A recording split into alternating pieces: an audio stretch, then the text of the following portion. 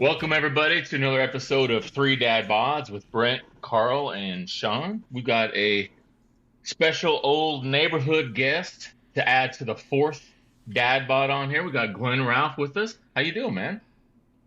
Doing good. Good, man.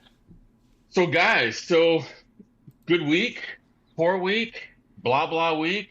I I feel like every time we get back together on a podcast, I get more and more upset on the way things are going in the media. So I've decided just to turn everything off on the media and focus on just life itself. Because I just keep getting so upset with everything that's going on these days, you know? Well, aren't all men going to be women soon, and all women are going to be men? So it just doesn't matter, does it?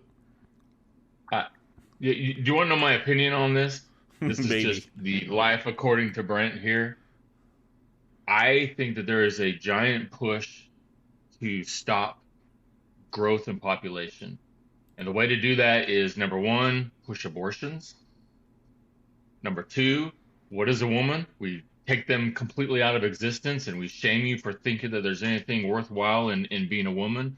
And then encouraging kids to do these god awful surgeries and everything like that. But sorry, I didn't mean to jump into a tangent on something like that. It's just something that popped in my head there. And it's just been, I mean, doesn't it tick you guys off? Like, maybe we sound like our dads or something, you know, but it's just like, what the hell is going on here, you know? You don't want to hear what my dad says. Definitely not some. It's definitely not something that I had ever imagined growing up. Sounding like our dads, I gotta tell you, Glenn looks like his dad. I thought we had Dean on here for a minute. Well, look, Dale. Yeah, I mean, Sean. I was going to say, you have your mom's frizzy hairdo, so careful there. I don't look like my dad. Jeez. Brent always goes to that, Dale. I know. That's because he loves my dad. Yeah. Your dad's awesome, man. Your dad is awesome. Actually, He married you. Actually, Glenn's father just passed away, and I went to the funeral, and that was a really good funeral. Glenn, your dad was a great guy. So, Yeah. Yeah, if I You know what? the older I get, the more I look like him. If I could just continue to be like him, I think I'll be all right. I do too. Yeah, I will tell you, I Glenn, think we all agree. the one thing I remember about your dad was one of the most helpful people I have ever known in my life. If anybody needed, if my parents needed anything, your dad was always the first one to volunteer, always the first one there. I've heard several stories where he would randomly just mow people's lawns all the time. He would shovel snow, and he really was a good man, a good person. And your mom is a wonderful person too, salt of the earth. Yeah. Joe, Um, she makes me good bread. She always made me bread when I came over. She was awesome. She always My yelled dad was at kind me. of crazy though. I mean, a little story about him is he was pushing 88, and he was still mowing the neighbor's yard just directly to the west of him. And was like, Dad, you can't be mowing their lawn anymore. Oh, well, why not? Well, the doctor said you can't even mow your lawn. Well, somebody's got to mow the lawn. You know, it's so 89, he incredible. was still out there edging people's lawns and mowing them. It truly was. I mean, the mantra of the Ralph household is if your last name is Ralph, you serve. That's what you do. Right. And until your last name isn't Ralph, you know, you're going to get out there and do some work and for other people. And it's not a bad way to live life. You know, Hey guys, I can tell you, I just want to throw in there that since I live down here in Arizona and just a few miles away from Glenn, I can tell you, he's always under somebody's car fixing it. So Glenn, you picked that up from your dad. You're a good man. You've helped countless number of people with your talent. So you're a good dude. Well, let's tell the audience that doesn't know us as well, our neighborhood, a little more about Glenn and how he fits into our friendship, the three of us, and tell a little bit of his, just kind of get a little of his background in. He also knew Mark Atkinson. We just had a episode about Mark, And so I'd like to, Glenn, are you okay with that? We'll just talk a little bit about Big Red, how you connected to the us, and then enforcer. moved to Arizona, and then a little bit about your family, and then we'll go into your story a little more. Does that sound good? Yeah. Okay. So basically, I've been around since day one. Carl and Brent are younger than I am, so I Barely. can't say I've known them my entire lives. Not Carl, Sean. Sean and Brent are a little bit younger than I am, but I'm pretty sure we were You're like around in, 3 days in older diapers than together Carl. in the 111th Ward. But you guys covered in the past, Carl moved in about the 4th grade, and for some reason we liked him and kept him around. It went downhill from there. Yeah, the neighborhood really, that was the peak, and it just started going down after that. It was like You know. 3rd grade, 2nd grade was awesome, and then God, this Yeah, fool come in. yeah. Okay. So, Easy. fortunately for me, or unfortunately for me, I've known all y'all for most of my life. Yep. I have, because I've kept a lot of them awards and stuff that we had gotten through sports and everything. Oh, I like still that. have every one of them. Oh yeah, and isn't that great though? You do you guys remember? Glenn Like, Glenn winning. Glenn was Kurt Rambis of the 11th Ward basketball team. He was the But, You enforcer. got 5 pounds, you got to use them. But we would win, and you get like a ball, but then like that next Sunday in church, Paul Bigler going up to the pulpit, and calling us all up there and handing us Yep. that paper and the picture that to us was like there were no participation trophies. You were either a champion or you were a chumpion, and Yeah. and I remember hanging those on my wall. I had a whole wall Yeah. solid of just awards that we won, all of us. It was awesome. It was Why would fantastic. you do that, dude? I can't stand the look of you anyway, and having you up on my wall, that would have been, oh man. Yeah, but I love the look of me, and that's why I had it up there. Anyway. Well, that's when right. you've always been good looking, Carl, it's kind of hard to be humble. So, That's true. It is tough for Brent. Good call, Glenn. Anyway, we all kind of grew up in that ward. You're right. I remember countless days hanging out with Glenn in his backyard, trying to pretend we could dunk the basketball, and then watching stupid movies downstairs, and my love of Playing the Top Atari. Gun. Yeah, I mean, there were some fun experiences that we all had. Then we all grew up, and Glenn decided, and ticked me off at the time, to he got married first of all, a little earlier than the rest of us, but got started a little sooner. But then he decided to move to Arizona, and I think Mark was Mark down there already, Glenn? Yep, sure was. Okay. Tell us what happened. How did Mark help you out? Because I remember you were talking about that in the beginning. Well, the reason I'm in Arizona is because I needed medical insurance. So we're going to cover a little bit of that today. But I was getting close to being diagnosed with a liver problem, and I needed medical insurance. So I went to my boss at the dealership, and it was a small dealership. They didn't offer it, and I says, well, I need a raise. I need to pay for it. We can't do that. And I'm like, all right. So I looked around. I enjoyed working on the Isuzu brand. And so I was looking around. I was like, well, maybe my ego is too inflated. Maybe I don't think I'm worth what I'm worth. But I came down here and applied for a couple of jobs down here in Phoenix. And both of them really wanted me for complete benefit package and a $5 an hour raise. And I'm like, Wow. So I went back up to Intermountain. I told them, I said, hey, I got this deal on the table. And they says, we can't do anything about it. And I'm like, well, I'll let you know when my house is built. So the very next weekend, the very next weekend, I came back down again, drove down again, and purchased a house. And here I am in Arizona. How long have you been down there? I moved in '97. Oh wow.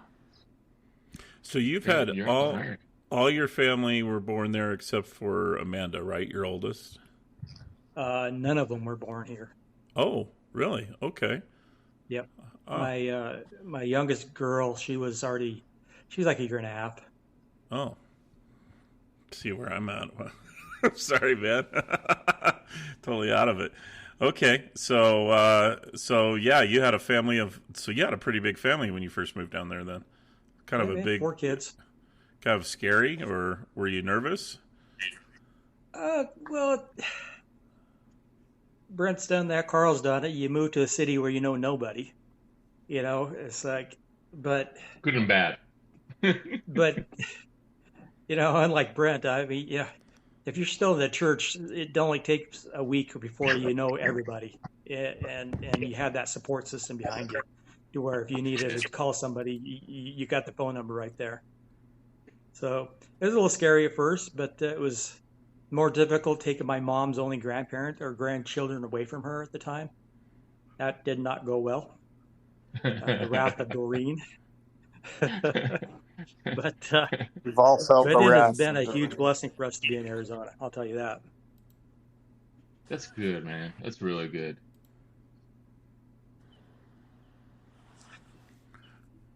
So when you were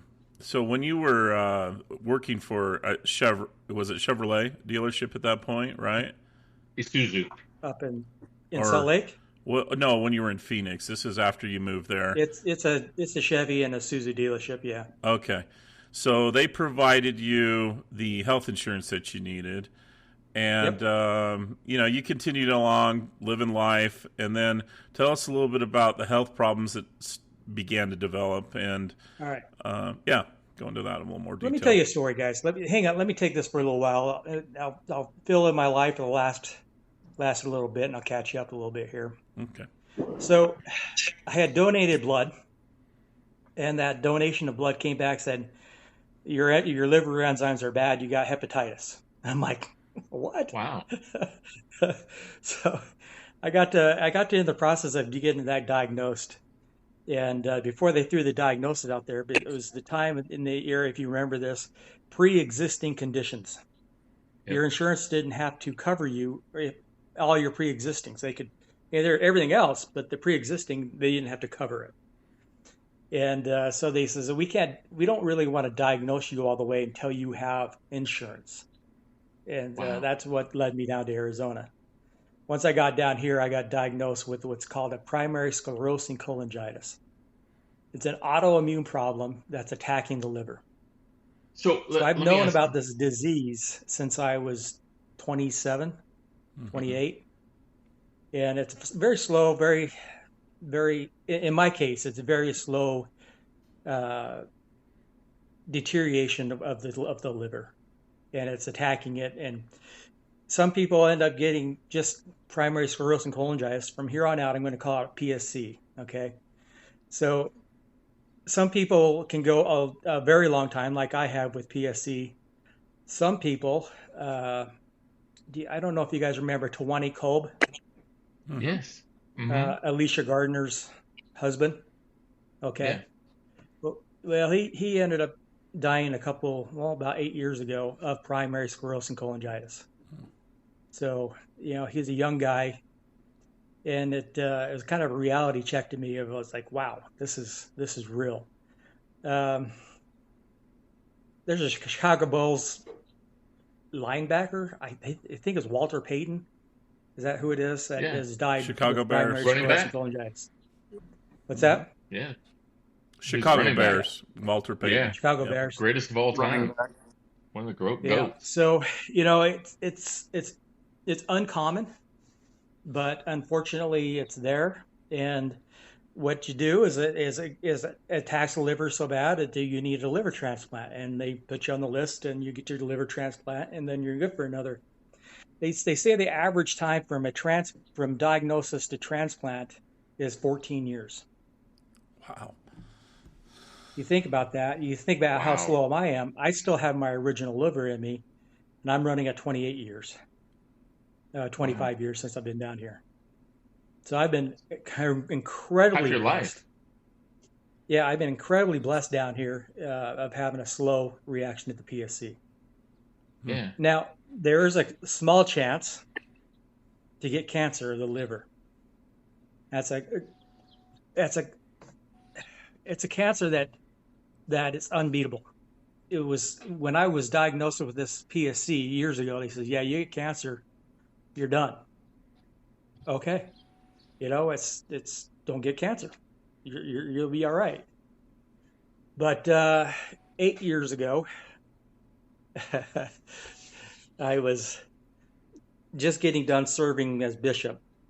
So prior to all this, I'm with the gastroenterologist GI doctor. He keeps track of me. He's the one that watches me, and every couple of years we do an MRI just to see where we are with the liver and whatnot. And right before I got released as bishop, I had gotten an MRI and it was clean, no problem at all. 5 months later, I started feeling bad. I was really dragging. I was at night. I was running fevers, and I was like, man, something's not right. And he's like, well, let's go get that MRI done. It's like, all right, let's get another MRI. And within 5 months of that last MRI, I was released as bishop, and I now have cancer within 5 months, and it's inoperable. The liver has a portal vein. It has a vein that goes right up the middle of it. My tumor is right on top of that vein, and Hmm. so they, in surgery wise, like they take half your liver off, and it'll literally regenerate. Uh, but because of the disease that I got going on and the place of the tumor, by the time they got done hacking away at it, I would have no liver left and I'd be dead. So surgery's out of the equation. Surgery was out of the equation, which was huge. And so this is 2015, guys. And Wow. so years ago, when I was first diagnosed with this PSC, I was mad. I was mad at the world, and I was I was mad at God. I was mad at everybody. I was mad at the bum on the street corner that had a healthy liver, even though he's shooting himself up or drinking every night. I pity little things like that. To just see people just going out partying hard every weekend and they don't have liver problems. Yet the Mormon guy who's never drank a day in his life is over here with a liver problem. It Isn't was that it was crazy? I considered that awfully unfair, and Hmm. I was mad. I could totally And relate. I completely understand that. so he's like, "All right, God, I can't sit here and be mad all the time. This isn't how I want to live my life." So I bargained with God. I had a heart to heart with God. And I'm going to tell you guys, I'm a strong believer in my faith. I'm still strong in the church. But what I have here to say today is does not matter what faith you are. You do know that as long as there's a God out there and you believe in a God, then we can communicate. But I had a communication with God. I had a heart to heart with him. I said, God, I got four kids, and I'm just a young dude. Uh, Prolong me long enough to where I can raise my kids so they can see what kind of a goofball I am, see what I'm about, and so I can enjoy them and they can enjoy me and they can have stories for their kids. And that was a good come to God moment. And it was heartwarming to feel the peace of mind that it came once I finally gave up that anger.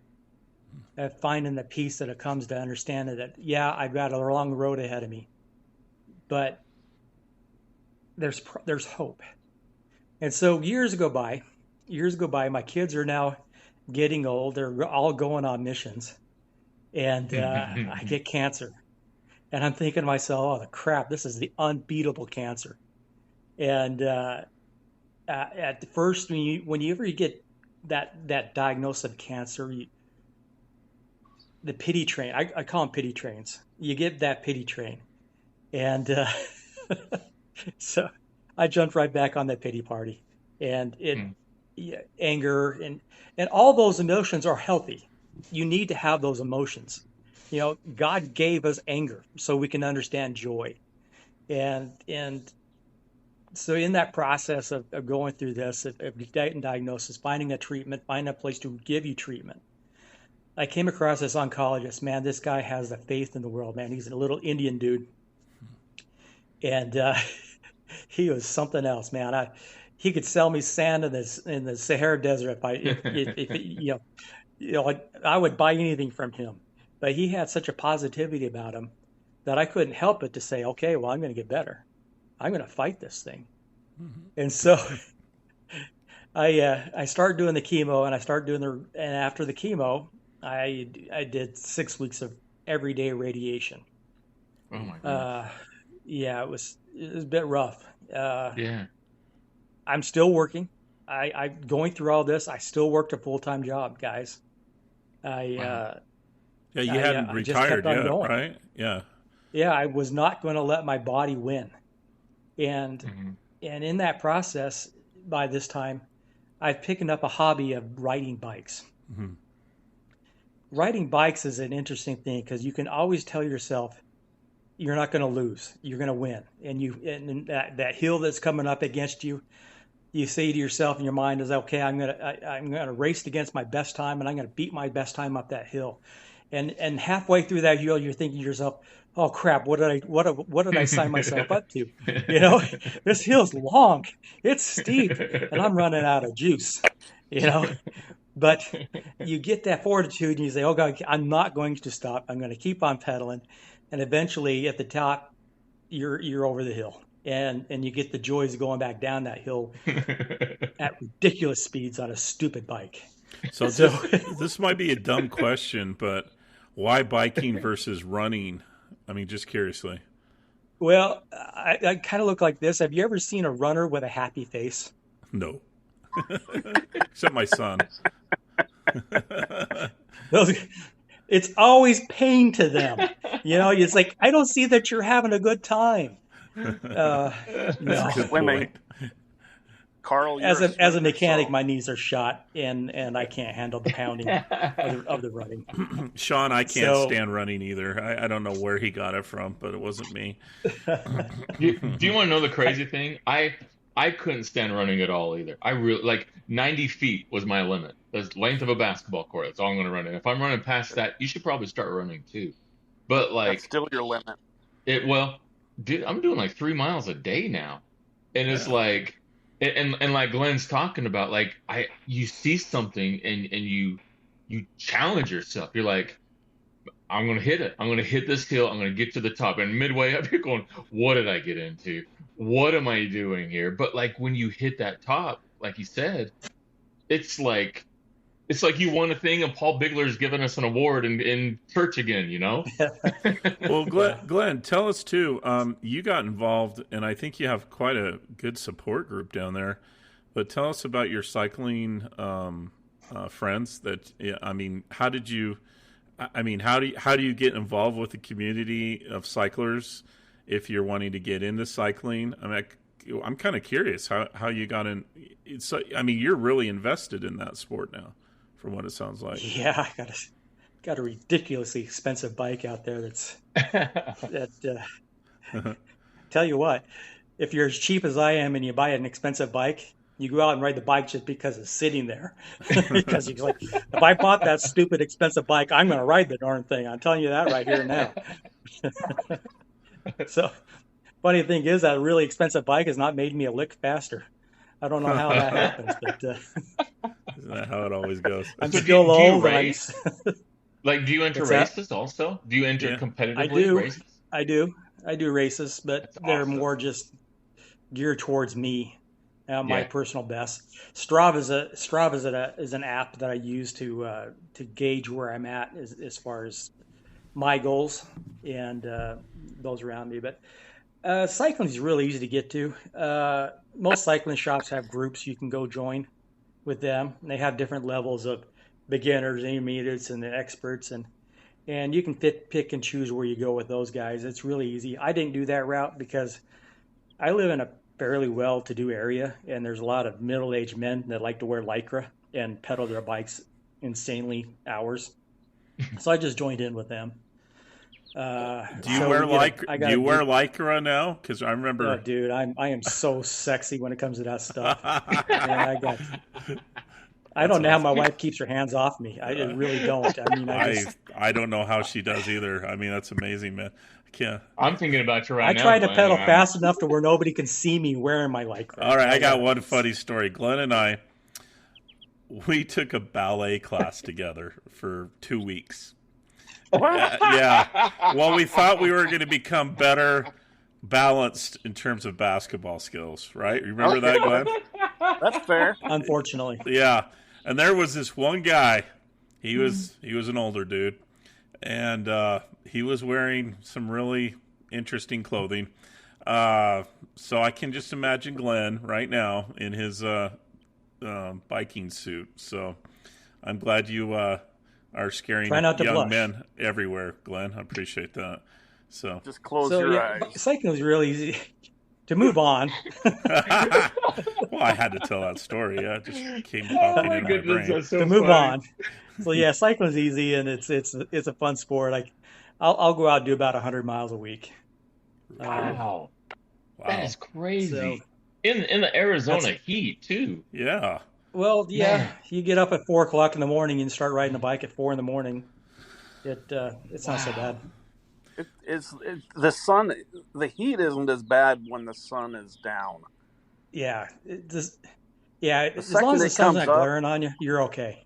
Look, I remember but with being with there. This, getting up that early in the morning, you do get to see amazing sunrises. Yeah, just beautiful up, stuff coming up over the desert, just coming over the mountain range, the Superstition there. Yeah. Now have you've done some bike rallies then, or what are the events called in your sport? They're usually called a tour or something or another. Okay. Tour Tucson, the Fall Classic. I've done St. George. I did 100-mile in St. George, 100-mile in Tucson, 100-mile here in Mesa. How long does it take to ride 100 miles? A little over 6 hours.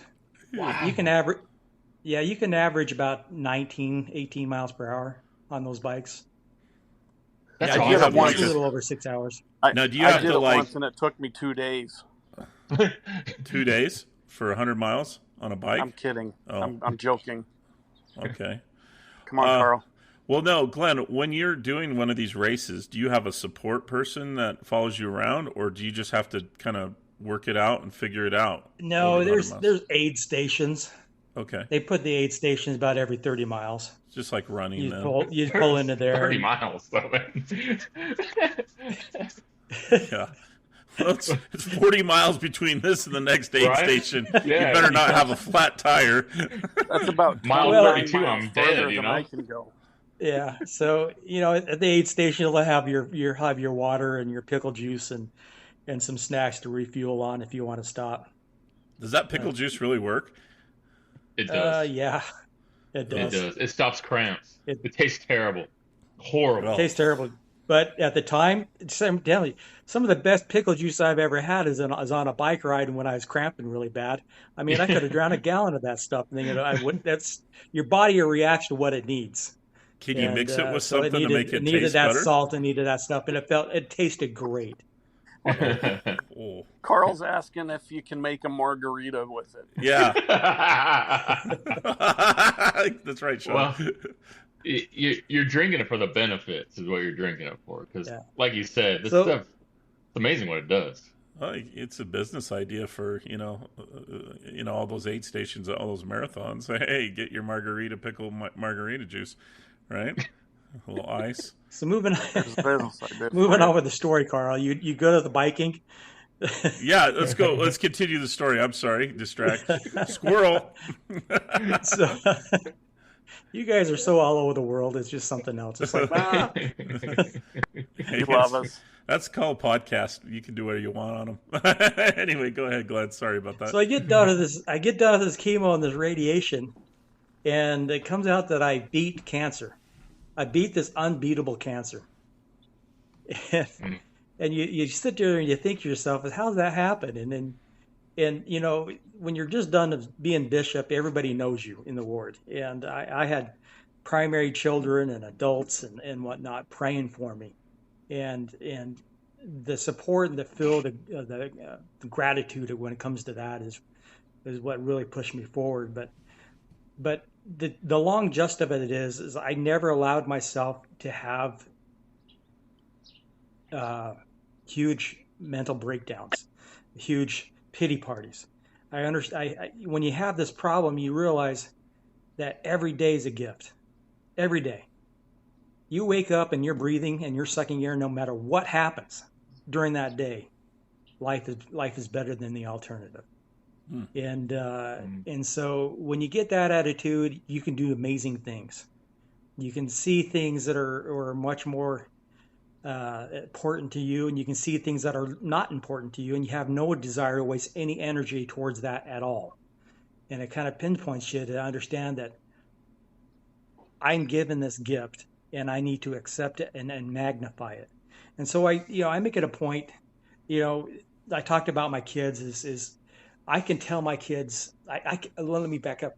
I don't know if I could ever tell you one time my dad ever told me he loved me, but I knew that he did. But my kids know that I love them because I constantly am telling them. I'm around them, I hug them, I let them know I appreciate them, and I appreciate the adults that they've turned out to be. And but I got this cancer, and I had another come to God moment. I was mad again, and I was like, all right, God, I went to him the first time. I said, let me raise my kids and let me see them, let me see them graduate. But the second time it came around, and I was like, okay, God, I'm gonna ask for it again, dude. I want to be able to see my kids married. I want to be able to be there at their weddings. And you start looking at these big ticket items, Christmases and Mother's Days and Thanksgivings, and you just want to be around. So God came through for me again. He allowed me to beat an unbeatable cancer. And I went 4 years with that. And I'd go get scans, it came back clean. And the whole 9 yards, it was amazing. But then in 2000 and what year was that, Kenlin? 21. 2020, wasn't it? I ended up getting a belly pain and stomach pain in my stomach again, and I sat there on the couch for a day, and the next day, Kenlin, my wife, she comes in and she says, "Look, you can either go to the hospital or you just need to leave because I'm not going to watch you sit there and be in this much pain anymore." And I was like, yes, ma'am. So I finally unmanned up. I was manning up through the pain. It's time to accept the challenge of your wife. And I went to the emergency room, and they did a bunch of tests, and I think I was passing a gallstone. But in the process of that, they caught the cancer growing again. And boy, that one rocked my world. By that time, my kids had been grown, and they all have been married, and they've been through the temple. And I was out of bargaining chips with God, and I sat there, and I just like, all right, if this is it, this is it, and I'm okay with that. But I got that amazing oncologist. He's like, oh yeah, we'll start chemo, and so we started chemo. And I did chemo for 6 months, and it wasn't doing anything. It stopped the growth, but the size was still there of the tumor. And at that time, they didn't think I could do radiation again. I'd received so much radiation prior to that they were afraid that more radiation would just shut the liver down. But I got a hold of a radiologist. He got a hold of his people in actually Houston, and they talked back and forth, and they came up with the realization that I could have radiation. That was a huge blessing. because at that point I was completely without options. The you know the ward held a fast for me, and fasting and prayer. Again, great ward members, great friends, great people around me praying for my health, and that's a lot of. I mean, if I have to say anything, that's what's kept me around is the faith of other people praying and making me want to be better. But I got onto radiation, and the radiologist, he's an LDS dude, and I was talking with him about it, and I says, "Yeah, I'm hoping for a miracle here on this radiation," and he says, "Glenn, you've already seen a miracle. I'm usually I've never talked to anybody who's had this cancer alive 4 years later." And I'm like, okay, that's a little humbling, It's like, okay. So I go through this radiation again, and sure enough, guys, I beat it again. I'm in remission again, and I come up.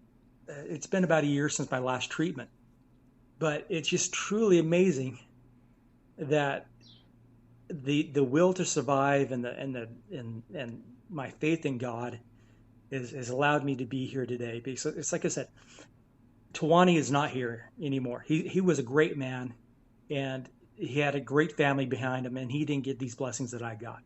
People going down the freeway who die on the freeway or some mishap and they're gone within a day. They don't get the opportunity that I have had to raise my kids, to make sure my wife is taken care of, to enjoy just the knowledge that my kids know them. And now that I have 9 grandchildren, Carl mentioned I started out early in life. I can't believe how amazing that was, because I did start out. I was a 19-year-old dad, and by the time I was 27, I had 4 kids, and it has been a blessing because now I get the fruits of my oldest granddaughter is 9 now. So it's amazing to me that now they know that their grandpa, their Bubba, is a I'm complete jealous. dweeb I'm who still likes to waiting for my party. first. He'll take them out water skiing and wakeboarding and do all the fun stuff with them, and they can understand the personality.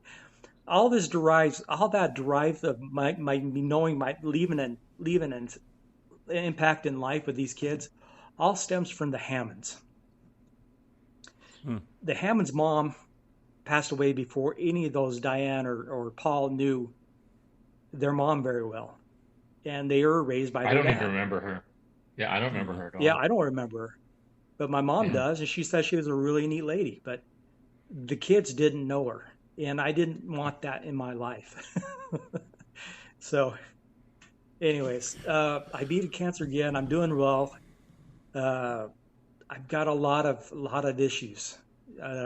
This last round of chemo and radiation really has beat me up pretty bad, and I've got a whole slew of complications afterwards. And so every day is a bit of a battle, but we did something smart, and we got my wife into school. We put Kenlyn into school. She's got her master's degree. She's an occupational therapist, and right now I have a sugar mama. It's plain and simple. I love it. You know, I don't have to fix cars anymore. I do what I want to do, and we rely on her income, but we were smart. We didn't overinvest. Everything is paid off. We are completely debt free, and she's going to be in a good situation for when I am not around. I was talking with Laura Woodford, the other day. She happened to text me right when I just got done being in the hospital again. And she's like, "Why do you keep on doing all this? What is your motivation?" And the reality is I want to be around for the big events still. I still want to be able to. My second granddaughter got baptized the other day, and I was there for that, and I want to be around for the Christmases. I want to be around for Sunday night dinners at my table and playing games, and I'm not afraid of death. If I die tomorrow, there's nothing wrong with me. I've done everything I wanted to do in life. I've jumped out of airplanes. I scuba dive. I ride bikes all the time. I've done a lot of my bucket list. They're done. But the reality is I don't know how much time I have left. And if it's a couple of years, it's a couple of years. But my wife was the most important thing to me, in keeping her and making sure she's set up to be able to take care of herself. Done. And so Not again, a lot of I people get know to where do I'm that. going. I just don't want to leave the other people behind. That's Yeah. where I want to be. Yeah, that's the hardest part, is leaving people behind. Yeah. But Well, you're a very, very loved person, Glenn. People in Arizona, your neighbors, I can attest that Glenn's neighbors love him, and Glenn, we love you. Yeah, we do, Glenn. You know that. You've So been yeah, we should. I think that's been a lot of heavy stuff. I think we ought to share some stories about Glenn that'll make people laugh. Well, no, I tried to. I got shut this down. isn't. This is not abuse Glenn as the guest here. Well, Who said Okay, we're before we if, do, abusing you? before we do that, Sean, if I you just want wanted more to guests ask. to come onto this show, which you desperately need, Hey, you can't be bad. You can't be bringing them out there skeletons out of the closet. hey, Sean, before we go to that, which I agree with you, we should talk to a little bit about some fun stories from the past. But Glenn, one thing I've read a few, and maybe I'm kind of weird, but I've read a few NDEs, near-death experience stories, and one thing that just listening to you for the last half hour, do you feel that your perspectives changed dramatically from the time that you ended being a bishop and all the way to today? During that period of time, has your view of life or why we're here changed in a fundamental way? And it sounds like that's kind of the way you live your life, though, as far as every day's a blessing. But is there any more to that you can expand on that I didn't? Not necessarily. I think I pretty much covered that. That Okay. I don't live my life any different than I did 20 years ago. Uh, Okay. I understood then that every day is a gift and that we need to treat it as that. And that doesn't mean you can't have bad days. Not Mm-hmm. everybody's going to have a great day. People, whether you're struggling with relationship issues, or you're struggling with health issues, you're struggling financially, those are hard struggles, and those are hard trials in your life. And not every bargaining chip that I did is going to be answered. And so I think if you just leave yourself open to accept God's will, per se, and just appreciate what He's given you so much, because it is so easy to treat life like, this sucks. Why me? What is going on? Why do I have to go through this again? It just it's hard to live life like that in the negativity. I refuse to do that because it takes energy that I don't want to give it. So I look at the positive, and I said, what can I do today? One of my biggest fears is just existing. I don't want to exist. I want to be an impact on somebody, or my wife, my family's life, or somebody's life around me every day. I want to be that positive person. Well, you certainly left a mark for me in terms of an example, and I appreciate it, Glenn. You're, I don't know. I don't think I could have done as well as you going through what you've done in the last Don't say few that. years. You don't know that. I don't know that, but it's just your story's remarkable, and I do respect and appreciate what you've gone through, and it's a great example to the rest of us, because we're all going to have these obstacles coming up in our lives eventually. What Yeah, what we what all I are. find what I find incredible is, we read a book, or we see, like a Hallmark movie, um, with people that have similar stories that you've had, and like, to know somebody like yourself that has gone through this, that you and I haven't talked for years and stuff, but I still feel a personal touch with you. You're still a close friend to me.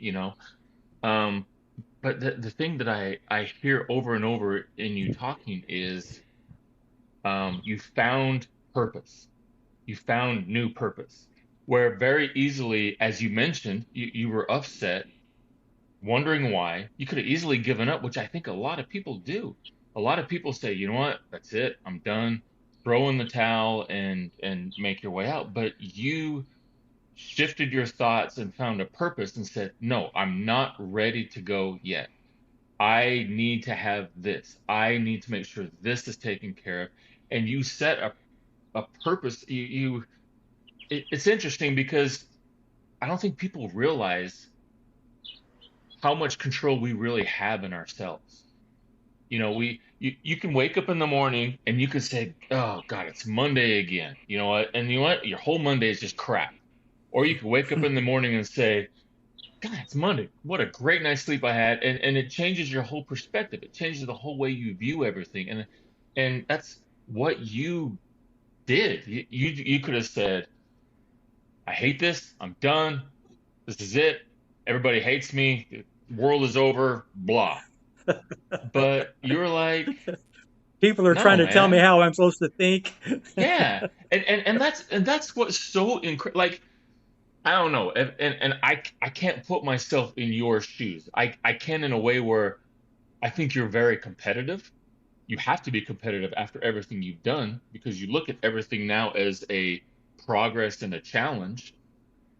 But I think after hearing that I had this same cancer again for the second time, I would have been like, you know what? I've beaten this before.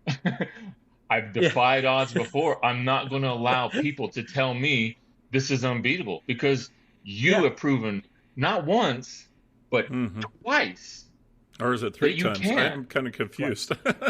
Twice. Okay. twice. And Yeah. Yeah, so, let's not make just it a third time. amazing, bud. I mean, just an amazing story. I love you, I Glenn. I appreciate really that. do, man. It's just absolutely Yeah. incredible.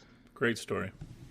What you got, Sean? Well, Sean, you have stories. I can tell they're bursting out of you. Tell us a story about Glenn that Brett and I might not have heard down up here while you've been down in Arizona with him. Golly, I gotta say, one of the great blessings in my life has been being here around Glenn. I've had a lot of opportunity to have lunch with him. We've gone boating together. Glenn's just a great friend, and anybody who knows Glenn, knows that he's a great friend. He's wonderful. So he now we, we're both, well, we're not both busy, but I'm wicked busy with work, and I have a hard time getting time to do a lot of stuff. But Glenn still makes time for me, and he comes and we have a Philly cheesesteak every once in a while together at a place not far from where I work, Yeah, and we got the place down here in Phoenix. They know how to make a Philly cheesesteak. I'm telling you. they're I as need to good come as back down anything. again soon. They're as good as anything I've ever had in Philadelphia. So Really? yeah, It'd be as good as Philly? as good as anything I ever had in Philly. Yep. What's the name of the place? Forefathers? Forefathers. Yeah. Had to think Oh, for a second. next time I'm down there, I'm coming. We're all going. Yeah. Brent, you need to come to. We all four of us need to go We gotta come golfing on down down, to Phoenix. man. Yeah. Last time I was in Phoenix was for the 20th anniversary of Mark's death. That was the last time I was down there, and Sean and I went out, but I kind of just spent a lot of time over there at the cemetery. But I would love to hook up with everybody down there. Come down and Come spend a down. weekend down there, and I'm down for some Philly cheesesteaks anytime. I have to let Yeah. Carl be the true determining factor if that's good or not, because I think he spent the most time in Philly. But He has. Yeah, that's been a while. So a funny thing about Glenn is when we were kids, and this may have been before you came to the neighborhood, Carl, but back in the good days. back in the good days, we so Glenn and I don't remember if we had class together or what, but we would be out in recess together all the time. And for whatever reason, Glenn thought it was fun to just go, not really go play, like most kids want to go swing on the swings or whatever. Glynn just wanted to go run like a gazelle or something. And he would grab me and he'd say, okay, let's go run, Sean.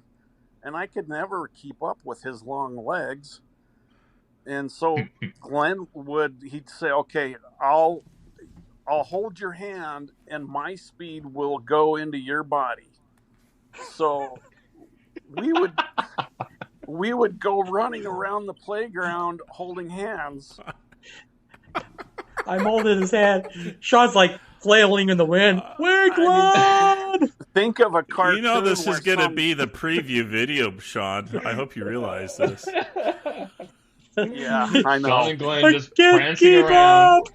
This was before, it was socially It's all about for two boys. It's all about the hold draft. hands. You got to catch the draft just right, and so you use 30% less energy by drafting than by yourself. So I think that's just a biking thing. I don't think that was real.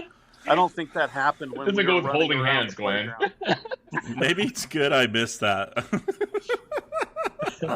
Just can you I imagine? probably would have that? moved back to the old neighborhood after that. Oh my gosh! Hey, do you guys remember this? And I don't know if I can show this on the camera or not. It's not going to show. But do you remember being in primary class, and I swear it was probably Larry Gunn that started this because he was always trouble, not us kids at all. Oh, But very He was the most innocent of all of us. Come on. But we kind of whispered to each other, and we were saying like we're going to count to 3 in our heads, and we have one leg folded over our right leg, and we're going to count to 3, and then we're all going to shift and change legs and just constantly count 1 to 3 and switch our legs back 1, 2, 3. We were like in complete synchronicity, all of us in the class folding our legs back and forth. Hey, And we ended up seeing the bishop after that, but Speaking of teachers, who was the one that lived by Sean? Faye. She had red hair, and Richards. We terrorized the Richards. the poor lady. Oh my goodness, we were a terrible. cried. Are you talking about the old lady at the Dobermans? Is that it? Yeah, that her was name Faye. was Richards. Yeah, It was Was it Richards? I don't know. Faye Good. What was her name? Oh, What's her last Goodman. name? They lived Goodmans? across the street from me. Goodman. Yeah. Wow. We got called in the bishop's office that one too. We Mm. tried to run her out of the classroom. We're More than little once. hellions. We got in a lot Hey, of trouble. there's not many times my mom whooped my ass, but we made her cry, and my mom whooped my ass. Yeah. Like, how could you make her cry? It's like, Yeah. So Glenn, do you remember when my dad bought the boxing gloves? Oh yeah. And you whacked You Eddie used to Branham beat the so tar out of each hard. other in your front yard. Yeah, you whacked that same night, the night that he brought him out. You and Eddie were sparring. Eddie Branham. I don't know if anybody remembers him. And all of a sudden, Glenn, just wham! Right into the nuts. I mean, just hard. And Eddie goes down. And Eddie's a pretty tough guy, right? He's into the martial arts crap. Thinks he's like whatever that dude's name is, the martial arts guy. Yeah, Bruce Lee. Dude, I don't think he moved for about 5 minutes. I was just like, "Are you okay, Eddie? Eddie?" do you know who he reminds me of? Do you know who Eddie Brennan reminded me of? Do you remember the Bad News Bears and the kid with the long hair? That's hair. who he reminded me of. Yeah. Yeah, Eddie was a character. I'll say apparently Eddie has twin girls. So, Wow, he good. died several years. He died several years ago, but Did he yeah. really? Wow. Yeah. I know he ended up in Several years prison ago. for a while or jail or something, didn't he? yeah, but he found a rough stretch. But he has 2 girls, twins. So I didn't wreck his world completely with that punch. So Yeah, you didn't. We were worried. I got the wingspan of a monkey, guys. It's not my You fault. do, man. I went for an uppercut, and it was just right there. I wasn't wanting any of Glenn after that. I wanted to fight Eddie, but not Glenn. I was like, 120 pounds of redheaded fury coming your way. That's funny. I think. Didn't you try to wrestle me right after my mission in I was just like, holy cow, this guy's like a big piece of molten wire. Yeah. Skinny, but just, Glenn's a tough dude. You wrestled for how many years for Cypress High School? Was it Well, like I all lost three? I lost a lot of matches in Cypress High School. Yes, wrestling wasn't my thing. Yeah, Plus it was whooping on Carl. Parents are too poor to put me in football, so. Well, that makes sense now why you wanted to whoop my butt all the time, so it make you feel good about yourself. Okay, I got it. That's funny. Glenn, do you Probably want to remember? whoop your butt because you made him go to a ballerina class. Darn That was a tootin'. good story. That's a great story. Anyway. Great story. Hey, Glenn, do you remember? Do you remember the time that you and I were riding around? This is actually, now that I'm thinking about it, this is a little bit like running around holding your hand. But we were riding your motorcycle. What You an had a impression I made motorcycle. on this poor kid. You had Scarred a for life. motorcycle. Starting to worry about Sean. Yeah. Hey, Scarred for Transition life. coming. I just did what Glenn told me. Anyway, we were riding around on his motorcycle, and I'm on the back of the motorcycle, you're on the front, you're driving, Yeah. and we come up towards your house, and your mom comes out like a pit bull and starts getting a little bit upset with us and yelling at us for getting ourselves killed, Yeah. It was one She of has those every right. moments. If you think Doreen about was it, a two nice idiots lady. on a motorcycle riding around Salt Lake City together That's with No no helmet. insurance. Yeah, no helmet on either of Yeah. us. Your mom was scary but loving. Yeah. I always liked Doreen. She was always nice to me. I love Sean, Doreen. you're just a reprobate. That's why she worried about you.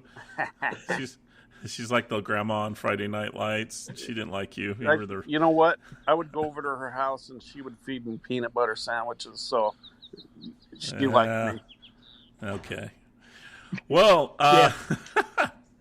this has been awesome, guys. It's been nice to get back together again. Truly inspiring story, Glenn. I know we appreciate you coming on and helping us out today. So, If you like any of our friends here, or I don't know, what do you have? 3 people that listen to this podcast now? There's 4. So- There's 3, 4. Four and a 4. half. 4 with you now. Yeah, you made 4. Okay. Yeah. Maybe you'll listen to this episode. I hope, Glenn.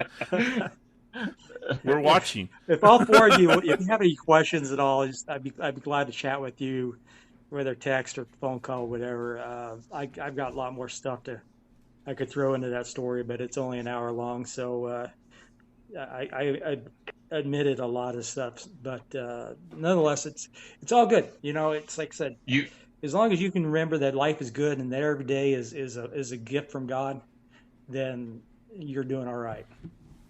Do you mind if I use that for the title of our episode? Every day is a gift from God. I like that. I'm telling you, man, you need to hit the motivational speaker circuit, man.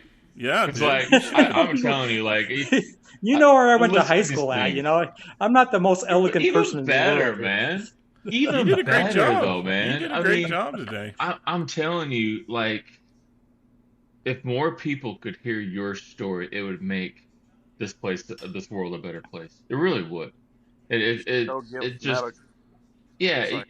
in a world filled with so much jealousy and tearing people down and division and kind of what I was talking about this when we began the podcast, dude, I feel 100% better listening to you than how I was feeling at the beginning of this podcast, because you bring so much positivity, and really I think you bring hope in a world that feels like there's no hope inside of it whatsoever. You show that, there is hope. You control that hope. You have to go get that hope and live with it and accept it. Yeah. And it's just incredible. I would pay to hear you talk on stage. I honestly would. I would too. No, Glenn, don't short, Well, at least short there's yourself. one That person was a in the great world story. I can take money from. I'll pay that $50, buddy, and then we'll go grab some Philly cheesesteaks or something. Hey, There you go. And you brought up our small audience, but we do have a loyal audience, and we appreciate each one of them. And by the way, Will, if you like this episode, and we would really appreciate the support, please on Spotify or on Apple, leave a review. Tell us how we did. It helps spread it outside our little community from Trail Avenue and share it with the rest of the world. Because I think what Glynn talked about today can help a lot of different people throughout this world. And that message of hope Brent's talking about, something that clearly we need to hear more of day to day. And so I appreciate each one of you guys. You've been good friends, and I think we have a good thing we're doing. And so we'll have this podcast up Sunday night. And anyway, appreciate you guys. Thanks, everybody. Anything else you want to add before we sign off? I'm good. All right. Nice Thank you, Glynn. Thank you so much, man. We love you, buddy. So good Thanks, to see you, guys. bud. We love you, buddy.